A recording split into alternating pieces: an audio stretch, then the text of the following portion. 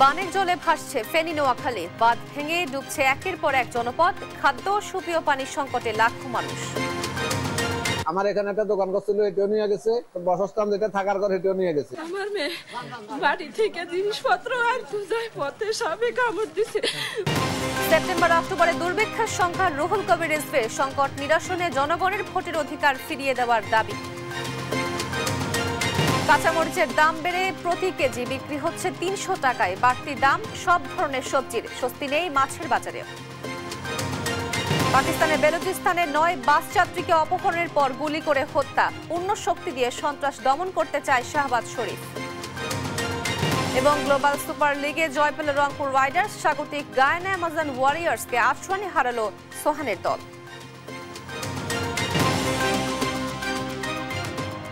দেখছিলেন শিরোনাম সংবাদ দুপুরে, আপনাদের সঙ্গে আছি আমি তোয়া আফরোজ। এবার বিস্তারিত। ফেনীর ফুলগাজী ও পরশুরামের বন্যা পরিস্থিতি উন্নতি হলেও অবনতি হচ্ছে ফেনী সদর ও ছাগলনাইয়া উপজেলা। এখনও পানিবন্দী শতাধিক গ্রামের লক্ষাধিক মানুষ। বন্যা দুর্গত এলাকায় কাজ করছে সেনাবাহিনী, বিজিবি, পুলিশ ও স্থানীয় প্রশাসন। আর বাঁধ ভেঙে পানি প্রবেশ বন্ধ হলে দ্রুত বেড়িবাঁধ মেরামত করা হবে বলে জানায় পানি উন্নয়ন বোর্ড। দর্শক, এই বিষয়ে আমরা বিস্তারিত জানার জন্য আমরা সরাসরি যুক্ত হচ্ছি আমাদের সহকর্মীদের সাথে। আমাদের একটু জানাবেন যে সেখানকার বন্যা পরিস্থিতি নিয়ে এখন সর্বশেষ পরিস্থিতি কি, এবং দুর্গতদের মধ্যে শুকনো খাবার বা পানির কোনো সংকট আছে কিনা, বিস্তারিত জানাবেন।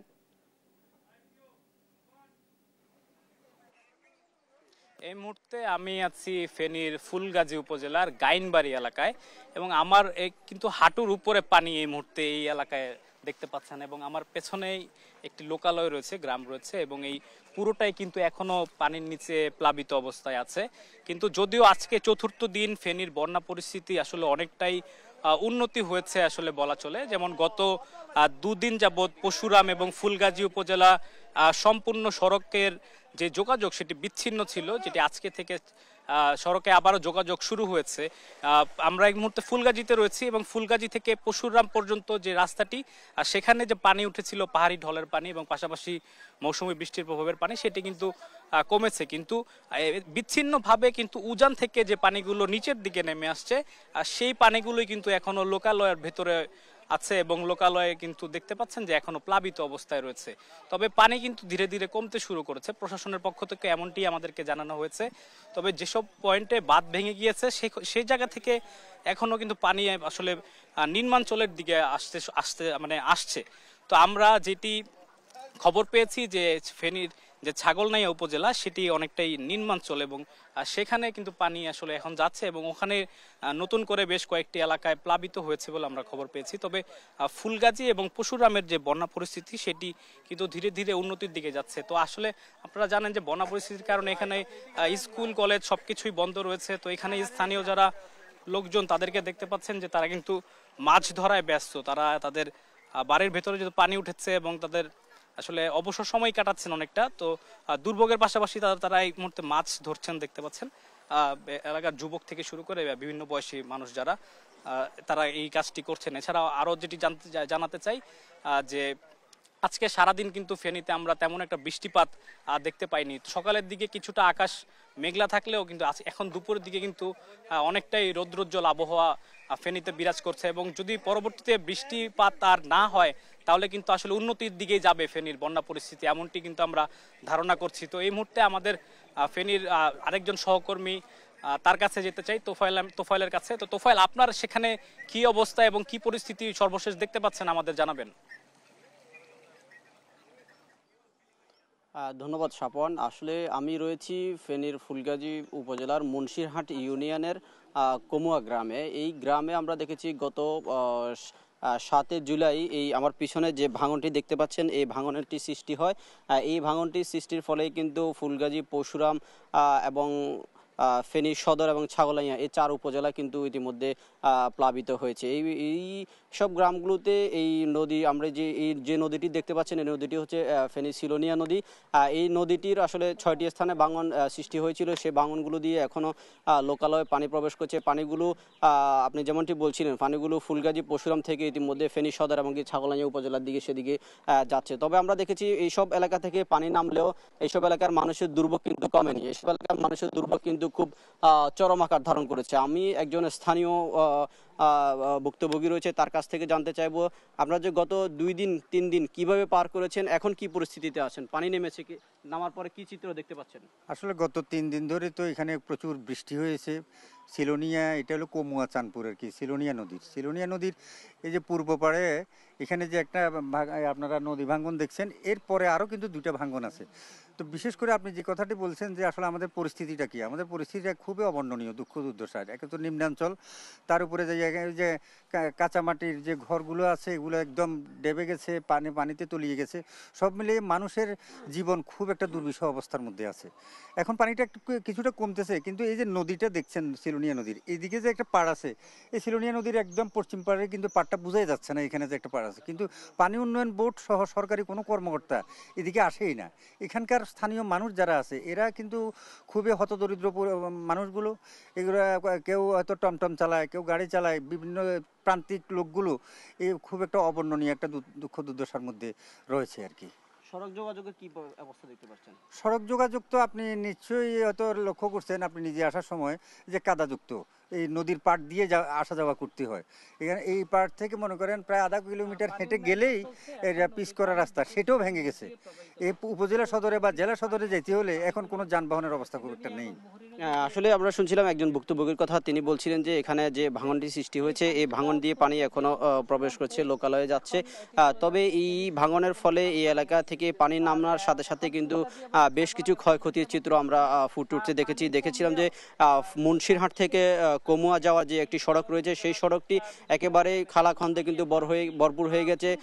গত 2 দিন যে পানির যে জোয়ার ছিল, পানির জোয়ারে কিন্তু ইতিমধ্যে সেই রাস্তাগুলো একেবারেই ভেঙে চুরে চলাচলের অনুপযোগী হয়ে পড়েছে বলে কিন্তু আমরা দেখতে পাচ্ছি। তবে এখানকার মানুষের অভিযোগ ছিল সবসময় পানি উন্নয়ন বোর্ডের বিরুদ্ধে। পানি উন্নয়ন বোর্ড এখানকার মানুষের কারো কোনো খোঁজ খবর নেয় না, তারা কখনো এই সব অঞ্চলে আসে না, যে নদীগুলো সেগুলো তারা সংস্কার করে না বলে তারা অভিযোগ করছেন। তো এই ছিল আমার কাছে ফেনীর বন্যার পরিস্থিতি নিয়ে সর্বশেষ তথ্য। তোফায়েল এবং সাফওয়ান, আপনাদের দুজনকে ধন্যবাদ। দর্শক, বন্যা পরিস্থিতির সর্বশেষ খবরাখবর জানাচ্ছিলেন আমাদের সহকর্মীরা। দেশের সার্বিক অর্থনৈতিক পরিস্থিতি বিবেচনা করে দুর্ভিক্ষের আলামত দেখছে বিএনপি। সেপ্টেম্বর-অক্টোবর মাসে দুর্ভিক্ষের সম্ভাবনা রয়েছে বলে জানিয়েছেন দলের যুগ্ম মহাসচিব রুহুল কবির রিজভী। শুক্রবার সকালে রাজধানী নয়াপল্টনে দলের কেন্দ্রীয় কার্যালয়ের সামনে বিএনপি চেয়ারপারসন বেগম খালেদা জিয়ার রোগ মুক্তি কামনায় আয়োজিত দোয়া মাহফিলে তিনি এই আশঙ্কার কথা জানান। দুর্ভিক্ষের মতো পরিস্থিতি তৈরি হলে জনগণ ছেড়ে দেবে না বলেও হুঁশিয়ারি দেন রিজভী। দেশে চলমান সংকট নিরসনে নির্বাচনের মধ্য দিয়ে জনগণের ভোটের অধিকার ফিরিয়ে দেওয়ার দাবি জানান তিনি।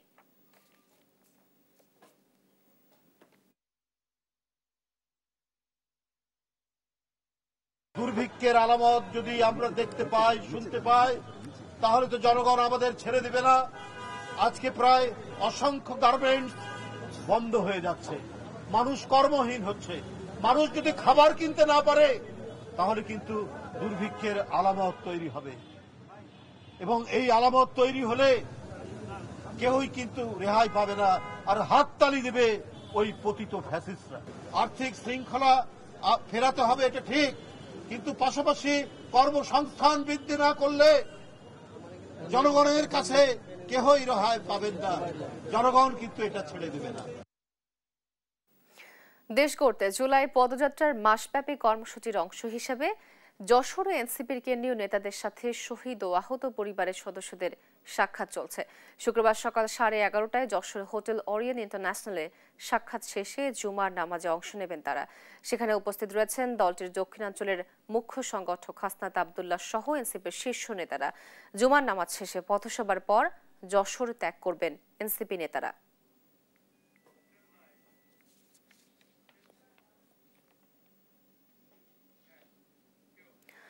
জুলাই পদযাত্রার অংশ হিসেবে আজ যশোরে হোটেল অরিয়নে শহীদ পরিবারের সঙ্গে সাক্ষাৎ করছেন জাতীয় নাগরিক পার্টি এনসিপির নেতারা। এই বিষয়ে আরো জানাতে সরাসরি যোগ দিচ্ছেন আমাদের সহকর্মী সালাউদ্দিন সাগর। সাগর, শহীদদের পরিবারের সদস্যদের সঙ্গে কি দেখা করে কি বলেছেন তারা এবং সেখানকার সর্বশেষ পরিস্থিতি কি বিস্তারিত জানাবেন?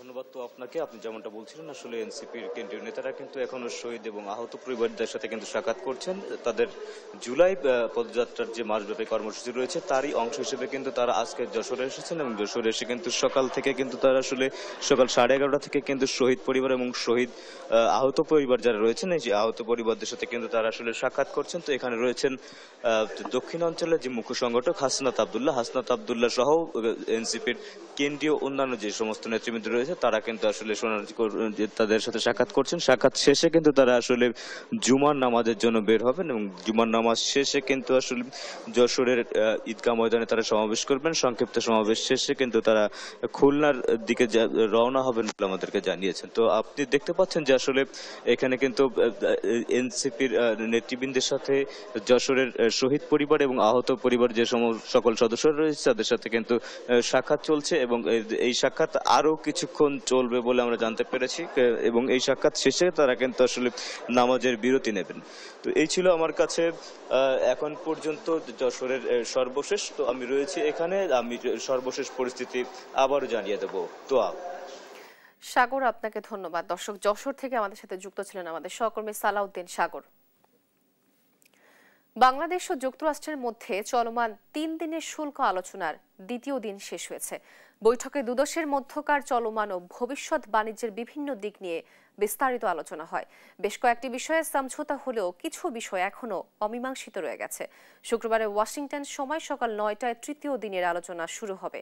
শুক্রবার সকালে প্রধান উপদেষ্টার প্রেস উইং থেকে পাঠানো এক বিজ্ঞপ্তিতে এ তথ্য জানানো হয়। আলোচনায় বাংলাদেশের পক্ষে নেতৃত্ব দিয়েছেন বাণিজ্য উপদেষ্টা শেখ বশির উদ্দিন। ঢাকা থেকে ভার্চুয়ালি যুক্ত ছিলেন জাতীয় নিরাপত্তা উপদেষ্টা খলিলুর রহমান। আলোচনার দ্বিতীয় দিন একটি গুরুত্বপূর্ণ দিক ছিল বাণিজ্য উপদেষ্টা শেখ বশির উদ্দিনের সঙ্গে যুক্তরাষ্ট্রের ট্রেড রিপ্রেজেন্টেটিভ অ্যাম্বাসেডর জেমিসন গ্রিয়ারের একান্ত বৈঠক। ট্রাম্প প্রশাসনের সাবেক এই উচ্চপদস্থ কর্মকর্তার সঙ্গে শুল্ক ছাড়াও অন্যান্য দ্বিপক্ষীয় স্বার্থ সংশ্লিষ্ট বিষয় নিয়ে খোলামেলা আলোচনা হয়।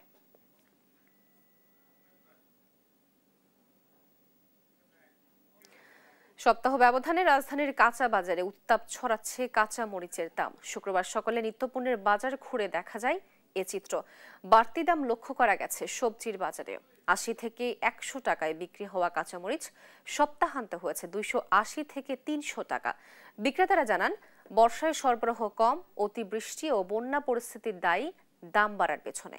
ক্রেতারা জানান, অস্বাভাবিক এ দাম বৃদ্ধিতে ভোগান্তিতে ফেলেছে তাদের। এছাড়া বাজারে বাড়তি দামে বিক্রি হতে দেখা যায় কিছু প্রজাতির মাছ। তবে স্থিতিশীল রয়েছে মুদি পণ্য সহ অন্যান্য কাঁচা পণ্যের দাম।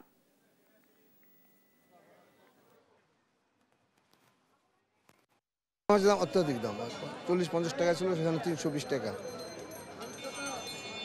ধনে পাতাও দাম প্রচুর, আর অন্যান্য তৈরি মোটামুটি নাগাড়ের মধ্যে আছে আর কি। যার কারণে জিনিসের যত পণ্য কম হবে ততই দাম বেশি হবে, পণ্য বেশি হবে দামও হবে কম হবে। সাপ্লাইয়ের একটা প্রবলেম আছে আর বাজার মনিটরিং হচ্ছে না। দর্শক, আজকের বাজার পরিস্থিতি জানাতে ময়মনসিংহ ও নাটোর থেকে যুক্ত হচ্ছেন সহকর্মী ইলিয়াস আহমেদ এবং মামুন খান। প্রথমেই যাচ্ছি ময়মনসিংহে। ইলিয়াস, বাজারে সবজির দাম কেমন দেখছেন, বিস্তারিত জানাবেন। ময়মনসিংহের বাজারে সব ধরনের সবজি এবং মাছের দাম বেড়েছে। অর্থাৎ বিক্রেতারা বলছেন যে দেশের বিভিন্ন জায়গায় বৃষ্টি এবং বন্যার কারণে কিন্তু এই পরিস্থিতি সৃষ্টি হয়েছে। তারা সেই বিষয়টি বলছিলেন। আমি এখন রয়েছি ময়মনসিংহের সবচেয়ে বড় বাজার মেছোয়া বাজারে রয়েছে। অর্থাৎ আজকের বাজারের সবজির দরদাম আপনার মাধ্যমে দর্শকদের জানাতে চাই। আজকের বাজারে কিন্তু কাঁচামরিচ বিক্রি হচ্ছে 320 টাকা কেজি দরে, এছাড়াও কাঁচুর বিক্রি হচ্ছে 60 টাকা কেজি দরে এবং টমেটো বিক্রি হচ্ছে 140 থেকে 160 টাকা কেজি দরে, গাজর বিক্রি হচ্ছে 120 থেকে 140 টাকা কেজি দরে, বেগুন বিক্রি হচ্ছে 60 থেকে 70 টাকা কেজি দরে, পটল বিক্রি হচ্ছে 40 থেকে 50 টাকা কেজি দরে। অর্থাৎ সব ধরনের সবজিতেই কিন্তু দাম বেড়েছে। অর্থাৎ বিক্রেতারা বলছেন যে তারা যে জায়গা থেকে সবজি আমদানি করে থাকেন সেই জায়গায় উৎপাদন কমে গেছে, যার ফলে কিন্তু পরিবহন খরচও বৃদ্ধি পেয়েছে, যার কারণে কিন্তু প্রতিনিয়ত সবজির দাম বাড়ছে। সেই বিষয়টি বলছিলেন। আমরা যদি ছোট্ট করে একজন বিক্রেতার সঙ্গে একটু কথা বলতে চাই, জানতে চাই সবজির দাম বাড়ার কারণ কি? সবজির দাম বাড়ার কারণ হলো বৃষ্টির লাগে আমদানিটা একটু কম, এই জন্য মূলত দামটা বাড়ছে। বৃষ্টির জন্য আমদানিটা কম, এই জন্য মূলত দামটা বাড়ছে, এছাড়া আর কিছুই না। এই বিক্রেতা বলছিলেন বৃষ্টির কারণে কিন্তু সবজির আমদানি কমে গেছে, যার ফলে কিন্তু দাম বেড়েছে। অর্থাৎ যারা ভোক্তা রয়েছেন তারা কিন্তু বাজারে এসে অনেকটাই হতাশা প্রকাশ করছেন এবং তারা বলছেন যে বাজার মনিটরিং ব্যবস্থা যদি জোরদার না করা হয় তাহলে এই যে প্রতিনিয়ত সবজির দাম সেটি কিন্তু আরো বৃদ্ধি পাবে, সেই বিষয়টি বলছিলেন। অর্থাৎ যারা বাজার মনিটরিং ব্যবস্থা জোরদার করে থাকেন তাদের সঙ্গেও আমরা কথা বলেছিলাম, তারাও কিন্তু বলছে যে বাজারে সবজির দাম নিয়ন্ত্রণে রাখার জন্য তারা কিন্তু প্রচেষ্টা চালিয়ে যাচ্ছেন, সেই বিষয়টি তারা বলছিলেন। অর্থাৎ বাজার মনিটরিং ব্যবস্থা জোর দেওয়ার দাবি কিন্তু এখানকার ভোক্তারা জানিয়েছেন। তারা বলছেন যে যদি বাজার মনিটরিং ব্যবস্থা জোরদার করা হয় তাহলে কিন্তু অনেকটাই সহনীয় পর্যায়ে চলে আসবে সবজির দাম। অর্থাৎ আর বিক্রেতারা বলছেন এই যে দেশের বিভিন্ন জায়গায় বন্যা পরিস্থিতি যদি স্বাভাবিক না হয় তাহলে কিন্তু সবজির দাম আরো বৃদ্ধি পেতে পারে, সেই বিষয়টি বলছিলেন। অর্থাৎ তারা বলছেন যে গত সপ্তাহের তুলনায় কাঁচামরিচের জাজ কিন্তু এই সপ্তাহে অনেকটাই বেড়েছে, সেই বিষয়টি বলছিলেন। অর্থাৎ বিভিন্ন প্রকার কাঁচামরিচ কিন্তু দাম বেড়েছে, অর্থাৎ 320 থেকে 340 টাকা কেজি পর্যন্ত কিন্তু কাঁচামরিচের দাম কিন্তু বৃদ্ধি পেয়েছে। অর্থাৎ বলা যায় ময়মনসিংহের বাজারে সবজি এবং মাছের দামও কিন্তু একেবারেই অস্থির অবস্থা। আমরা দেখেছি মাছের বাজারে ছোট বড় প্রত্যেক প্রকার মাছে কিন্তু কেজিতে 60 থেকে 70 টাকা বেড়েছে। অর্থাৎ এই যে অস্থির অবস্থা সেটি কিন্তু মনিটরিং ব্যবস্থা জোরদার করে কিন্তু নিয়ন্ত্রণে আনার দাবি জানিয়েছেন। এই ছিল আমার কাছে ময়মনসিংহের সবজির বাজার থেকে সর্বশেষ। আমরা নাটোরের সবজির বাজারের পরিস্থিতি জানতে সেখানে যুক্ত হব সহকর্মীর কাছে। ধন্যবাদ ইলিয়াস। আমরা জানছিলাম ময়মনসিংহ থেকে ইলিয়াস আমাদেরকে জানাচ্ছিলেন যে ময়মনসিংহের বাজার পরিস্থিতি, এবং আমরা এখন অবস্থান করছি নাটোরের নিচা বাজার এলাকায়। এক সপ্তাহের ব্যবধানে কিন্তু আজকে এই কাঁচা বাজার থেকে শুরু করে প্রত্যেকটি নিত্যপণ্যের দাম কিন্তু বৃদ্ধি পেয়েছে, এবং যারা ক্রেতা রয়েছেন তারা কিন্তু আমাদের কাছে অভিযোগ করছিলেন যে ওই এক সপ্তাহের ব্যবধানে কিন্তু কোনো কোনো পণ্যের 100 থেকে 200, 250, 300 টাকা পর্যন্ত বৃদ্ধি পেয়েছে এই বাজারে। তবে কাঁচা মরিচের দামটি ওই সপ্তাহে যদি 60-70 টাকা ছিল, কিন্তু এই সপ্তাহে এসে দেখা গেছে যে 240 থেকে 250 টাকা কেজি দরে বিক্রি হচ্ছে, এবং প্রত্যেকটি পণ্যের দাম কিন্তু বৃদ্ধি পেয়েছে। যেমন চাউলের দাম, কাঁচা সবজির দাম, সেমনি মাছ মাংস থেকে শুরু করে প্রত্যেকটি দ্রব্যের দাম কিন্তু বৃদ্ধি পেয়েছে। আমাদেরকে ক্রেতারা বিভিন্ন ভাবে আমরা যখন বাজারে আসি তখন কিন্তু আমাদের কাছে অভিযোগ করছিলেন যে এই জিনিসগুলোর দাম বৃদ্ধি পাওয়ার কারণে কিন্তু তারা ভোগান্তিতে পড়ছেন, এবং যারা বিক্রেতা রয়েছেন তারা কিন্তু আমাদের কাছে বলছিলেন যে বিভিন্ন এই আবহাওয়ার কথা বলছিলেন যে বৃষ্টির কারণে এবং পাইকারি বাজার থেকে মাল আসার জন্য কিন্তু আসতে পারছে না বলেই তারা কিন্তু এই মালগুলোর বৃদ্ধির কথা বলছিলেন। আমরা আরো যদি জানানোর চেষ্টা করি যে খাসির মাংসের দাম কিন্তু স্বাভাবিক যেটা ছিল ওই সপ্তাহে 1000 টাকা কেজি দরে সেগুলোই কিন্তু রয়েছে, এবং বর্তমানে মুরগির বাজার যেটি সেটি 150 ব্রয়লার মুরগি এবং 250 টাকা কেজি লেয়ার মুরগি বিক্রি হচ্ছে, এবং খুচরা বাজারে নিত্যপণ্যের দাম বেড়ে যাওয়ায় হঠাৎ করে সাধারণ মানুষের কিন্তু ভোগান্তিতে পড়েছেন। তারপরে মিনিকেট চালের প্রতি কেজি 60 টাকা বেড়ে 74 টাকা পৌঁছেছে, এবং মোটা চাউলের কেজি 63 টাকা থেকে 67 টাকা পর্যন্ত বেড়েছে, এবং ডিম, ময় মশলা থেকে শুরু করে প্রত্যেকটি দাম কিন্তু বৃদ্ধি পায়। চরম ভোগান্তিতে পড়েছে সাধারণ যারা খেটে খাওয়া মানুষ রয়েছে তারা, এবং নিম্ন আয়ের মানুষজন বলছেন যে তাদের এই হঠাৎ করে মূল্য বৃদ্ধির কারণে কিন্তু তারা এই মূল্য বৃদ্ধির জন্য কিন্তু তারা ভোগান্তিতে পড়েছেন। আমরা নাটোর নিচা বাজার থেকে সর্বশেষ জানানোর চেষ্টা করছিলাম। তোহা, আপনাদের দুজনকে ধন্যবাদ। দর্শক, বাজার পরিস্থিতি নিয়ে বিস্তারিত খবরাখবর জানাচ্ছেন আমাদের সহকর্মীরা। দেখছেন সংবাদ দুপুর। সোনা মসজিদ ইমিগ্রেশন চেকপোস্টে মানা হচ্ছে না স্বাস্থ্য অধিদপ্তরের নির্দেশনা। ভারতের সীমান্ত ঘেঁষা চাঁপাইনবাবগঞ্জের শিবগঞ্জে অবস্থিত দেশের দ্বিতীয় বৃহত্তম স্থলবন্দর সোনা মসজিদে করোনা পরীক্ষার কার্যকর ব্যবস্থা নেই বলে অভিযোগ সচেতন নাগরিকদের। সম্প্রতি ভারতে ছড়িয়ে পড়া করোনার নতুন ভ্যারিয়েন্ট ঠেকাতে সীমান্ত এলাকায় সতর্কতা জারি করেছে স্বাস্থ্য অধিদপ্তর, কিন্তু সোনা মসজিদ ইমিগ্রেশনের বাস্তব প্রয়োগ নেই। সহকর্মী তারেক রহমানের পাঠানোর প্রতিবেদন জানাচ্ছেন শামীম হোসেন। চাঁপাইনবাবগঞ্জের সোনা মসজিদ ইমিগ্রেশনে স্বাস্থ্য অধিদপ্তরের মেডিকেল টিম থাকার কথা থাকলেও বুধবার দুপুর 12টা থেকে বিকেল 4টা পর্যন্ত অবস্থান করে কার্যকর কোনো টিমের দেখা মেলেনি। একজন স্বাস্থ্য সহকারী থাকলেও তিনি নিজেই জানেন না কি দায়িত্ব পালন করছেন। যদিও স্বাস্থ্য অধিদপ্তরের দাবি প্রতিদিন সকাল থেকে একজন স্বাস্থ্য সহকারী দায়িত্ব থাকেন। চেকপোস্টে থাকা 2টি স্ক্রিনিং ডেস্কও ছিল ফাঁকা। ইমিগ্রেশন পুলিশ জানায় মেডিকেল টিম দায়িত্বে আছেন। করোনার নতুন ভেরিয়েন্ট ভ্রমণকারীদের মাধ্যমে ছড়িয়ে পড়ছে। রাজশাহীতেও নতুন সংক্রমণের খবর পাওয়া গেছে। সোনা মসজিদ দিয়ে প্রতিদিন 250 থেকে 300 ট্রাক চলাচল করে। চালক, সহকারী ও খালাসি সহ 400 থেকে 500 জন যাতায়াত করেন। ফলে সংক্রমণের ঝুঁকি বাড়ছে। বাংলাদেশে ঢোকার সময় বা ফেরার সময় কোনো করোনা পরীক্ষা করা হচ্ছে না। মাস্ক লাগাইছিল, মেশিনও ছিল, কিন্তু এখন কোনো কিছুই নাই। এখন অ্যাভেলেবেল চলছে, কোনো চেক করছে না।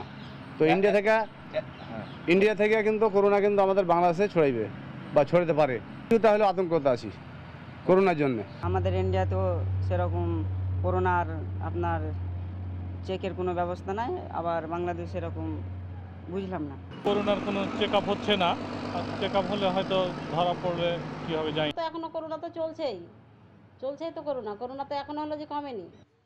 করোনা প্রতিরোধে দুদেশে ভ্রমণকারীদের সচেতনতা বাড়াতে স্যানিটাইজার ও মাস্ক ব্যবহারে পরামর্শ দেওয়া হচ্ছে। আমরা মাস্ক এবং হ্যান্ড স্যানিটাইজার ইউজ করতেছি।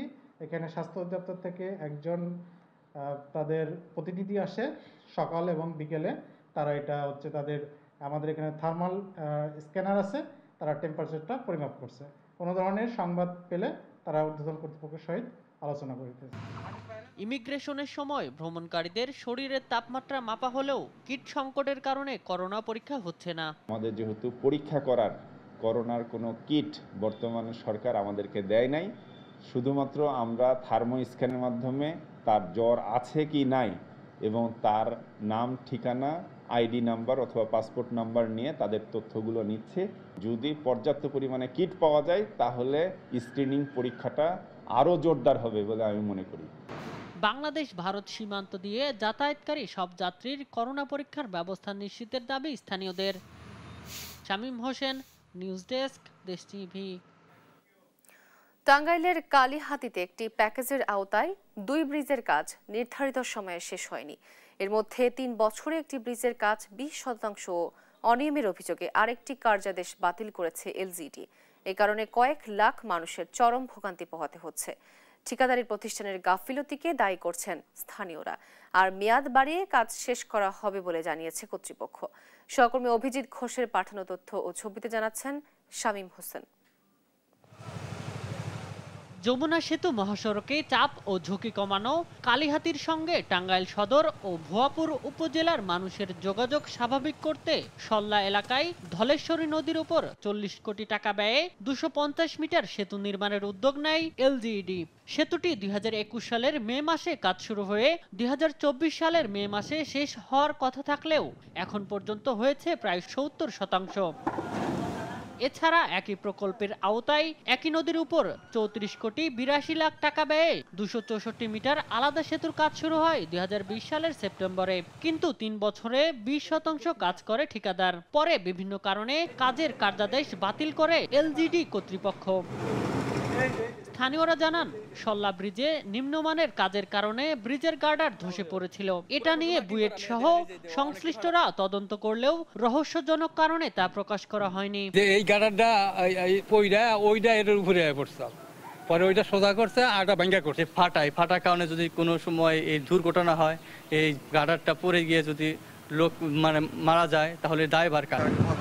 সড়ক ব্যবহারকারীরা বলছেন, ব্রিজগুলোর কাজ শেষ না হয় নৌকার জন্য 10 থেকে 20 মিনিট অপেক্ষা করতে হয়। এতে শিক্ষার্থীরা সময় মতো শিক্ষা প্রতিষ্ঠানে ও পরীক্ষার হলে যেতে পারেন না। স্কুলে আসার জন্য নৌকার জন্য অপেক্ষা করতে হয়। সবসময় যাতায়াত করি, কিন্তু আমরা বাবা খুবই কষ্টে আছি। নৌকার জন্য তাও 10-20 মিনিট, 1 ঘন্টা বা অনেক লেট হয়ে যায়। মানুষের যাতায়াত একদম ভোগান্তির মধ্যে ব্রিজ না থাকাতে। ঠিকাদারি প্রতিষ্ঠান বলছে আগামী 6 মাসের মধ্যে ব্রিজ জনসাধারণের চলাচলের উপযোগী করা হবে। আমাদের কাজটা 70% পর্যন্ত আমরা প্রায় শেষ করে ফেলছি। আশা করি আর 5-6 মাসের মধ্যে মানুষের চলাচলের উপযোগী হবে ইনশাআল্লাহ। এসব অনিয়মের বিরুদ্ধে দৃষ্টান্তমূলক ব্যবস্থা নেওয়ার দাবি সচেতন মহলের। এই ধরনের একটি গুরুত্বপূর্ণ ব্রিজ নির্মাণের ক্ষেত্রে অবহেলা কোনোভাবেই আমরা সচেতন মানুষ হিসেবে প্রত্যাশা করি না। ব্রিজের নিম্নমানের কাজের অভিযোগ অস্বীকার করে ঊর্ধ্বতন কর্তৃপক্ষের অজুহাত দিলেন এই কর্মকর্তা।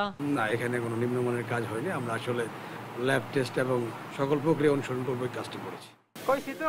জনদুর্ভোগ লাঘবে দ্রুত 2টি ব্রিজের কাজ শেষ দেখতে চান স্থানীয়রা। শামীম হোসেন, নিউজ ডেস্ক, দেশ টিভি। দেখছেন সংবাদ দুপুর। পাকিস্তানের বেলুচিস্তানে 9 জন বাস যাত্রীকে অপহরণের পর গুলি করে হত্যা করেছে বন্দুকধারীরা। শুক্রবার প্রাদেশিক কর্মকর্তারা এই তথ্যটি নিশ্চিত করেছেন। বেলুচিস্তানের উত্তরাঞ্চলের ছোপ শহরের কাছে ঘটনাটি ঘটেছে। স্থানীয় কর্মকর্তারা জানান, কোয়েটা থেকে লাহোরগামী একটি বাসকে সশস্ত্র হামলাকারীরা থামানোর পর নির্দিষ্ট 9 জন যাত্রীকে অপহরণ করে। পরে নির্জন স্থানে নিয়ে তাদের উপর নির্বিচারে গুলি চালায় বন্দুকধারীরা। বেলুচিস্তানের মুখ্যমন্ত্রী সরফরাজ বুগুতি এই নৃশংস হামলাকে সন্ত্রাসী কার্যক্রম বলে অভিহিত করেছেন। ফিতনায় হিন্দুস্তান জঙ্গি গোষ্ঠীর ওপর দায় চাপিয়েছেন। একই সঙ্গে 9 জন পাকিস্তানিকে নির্দিষ্টভাবে ধরে হত্যার জন্য পূর্ণ শক্তি দিয়ে সন্ত্রাসীদের মোকাবেলা করার আহ্বান জানিয়েছে পাকিস্তানের প্রধানমন্ত্রী শাহবাজ শরীফ।